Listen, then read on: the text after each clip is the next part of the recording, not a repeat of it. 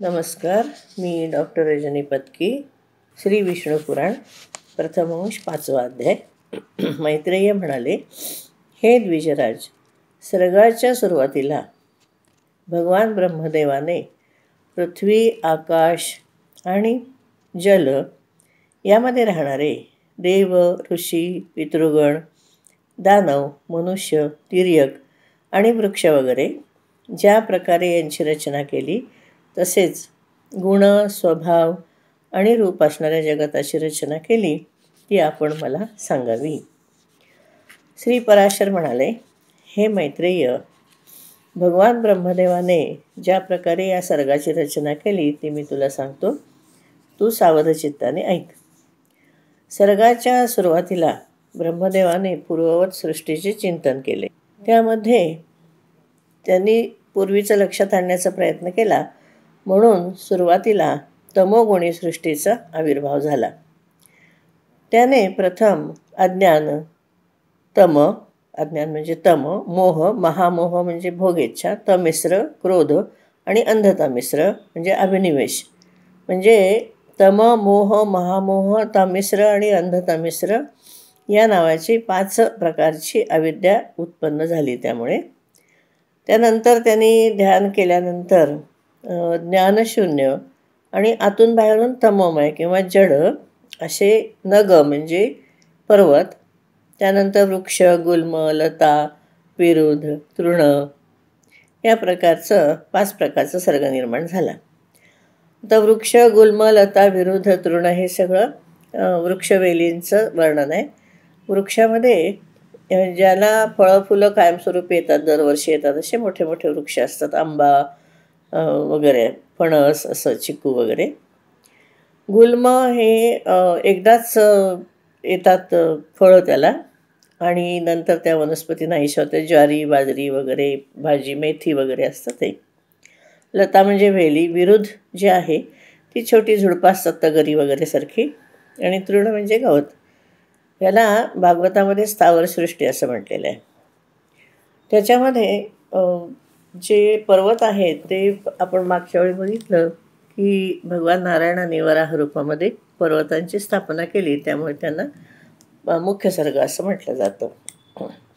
त्यानंतर यामध्ये ही जी निर्मिती आहे त्यांच्याकडून कुठलाच पुरुषार्थ होणार नाही हे ब्रह्मदेवाच्या लक्षात आल्यानंतर त्यांनी आणखीन चिंतन केलं आणि मग दुसरी सृष्टीची रचना केली. दुसरी म्हणजे त्यामध्येच दुसरी, त्याला आपण तिर्यक स्रोत अशी सृष्टी असं म्हटलं जातं.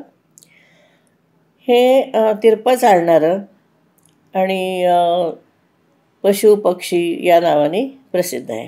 हे थोडे अज्ञानी आहेत, विवेकरहित आहेत आणि अनुचित मार्गाने जाणारे, म्हणजे त्यांना खरं ज्ञान नाही. ते आपापल्या नैसर्गिक जे काही त्यांची प्रेरणा असते त्याप्रमाणे चालतात. त्यामुळे त्यांना ते जे आहेत ते सगळे अहंकारी, अभिमानी असे आहेत. यामध्ये त्यांनी एक 28 वधांचा उल्लेख केला आहे. हे 28 वध कोणते त्याचं इथे काही विवेचन नाही आहे, पण सांख्यकारिकेमध्ये आपल्याला त्याचं वर्णन दिसतं. त्यामध्ये त्याने असं म्हटलं आहे की 11 इंद्रिय वध, तुष्टी आणि सिद्धीचा विपर्याय यामध्ये 17 बुद्धी वध असं मिळून 28 अशक्ती तयार होतात. प्रकृती, उपादान, काल आणि भाग्य हे 4 आध्यात्मिक आणि 5 इंद्रियांच्या बाह्य विषयांपासून निवृत्त झाल्यानंतर 5 बाह्य अशा प्रकारे 9 तुष्टी आहेत. नंतर उहा, शब्द, अध्ययन याच्यामध्ये आध्यात्मिक, अधिभौतिक आणि अधिदैविक 3 दुःखविघात. नंतर सुहृद प्राप्ती आणि दान अशा प्रकारे त्यांनी 8 सिद्धी सांगितल्या. आणि हे सगळं इंद्रियांच्या अशक्ती आहेत आणि हा मोक्ष मिळवण्यामध्ये विघ्नरूप अशा आहेत. त्यांचा इथे फक्त 28 वध असं एवढाच उल्लेख आहे. आणि ही जी सृष्टी आहे म्हणजे तिर्यक सृष्टी, पक्षी वगैरे, यांना आंतरिक सुख त्यांना समजतं, पण एक दुसऱ्यांची प्रवृत्ती त्यांना समजत नाही. आता या तिर्यक सृष्टीकडून सुद्धा काही पुरुषार्थ होणार नाही. असा विचार केला ब्रह्मदेवानी आणि त्यांनी आणखीन एक ऊर्ध्व स्रोतस नावाचा तिसरा सात्विक सर्ग वरच्या बाजूच्या लोकांमध्ये उत्पन्न केला. ते जे ऊर्ध्व स्रोत आहे त्यामध्ये जे राहतात ते विषय सुखांचे प्रेमी असतात, बाह्य आणि आंतरिक दृष्टीसंपन्न असतात आणि बाह्य आणि आंतरिक ज्ञानयुक्त असे असतात. त्यांना देव असं म्हटलं जातं, देवसर्ग म्हणतात. या सर्गामध्ये या सर्गाची निर्मिती झाल्यानंतर ब्रह्मदेवाला अतिशय आनंद झाला. पण यामध्ये सुद्धा पुरुषार्थ होणार नाही, या योनींच्यामध्ये पुरुषार्थ होऊ शकत नाही.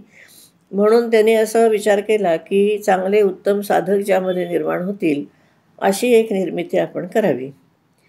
असं त्यांनी विचार केल्यानंतर अव्यक्त म्हणजे प्रकृतीपासून पुरुषार्थाचं प्रयत्न करणारे, पुरुषार्थ साधणारे असा अर्वाक स्रोत नावाचा एक सर्ग त्यांनी प्रकट केला. या सर्गामधले प्राणी खाली, अर्वाक म्हणजे खाली, वरचा जो लोक आहे त्याच्या खाली म्हणजे देवलोकाच्या खाली, जे पृथ्वीवर राहतात त्यांना अर्वाक म्हणतात. ते खाली राहतात म्हणून अर्वाक स्रोत म्हणतात. त्यामध्ये सत्व, रज आणि तम या तिन्ही गुणांचे आधिक्य असतं.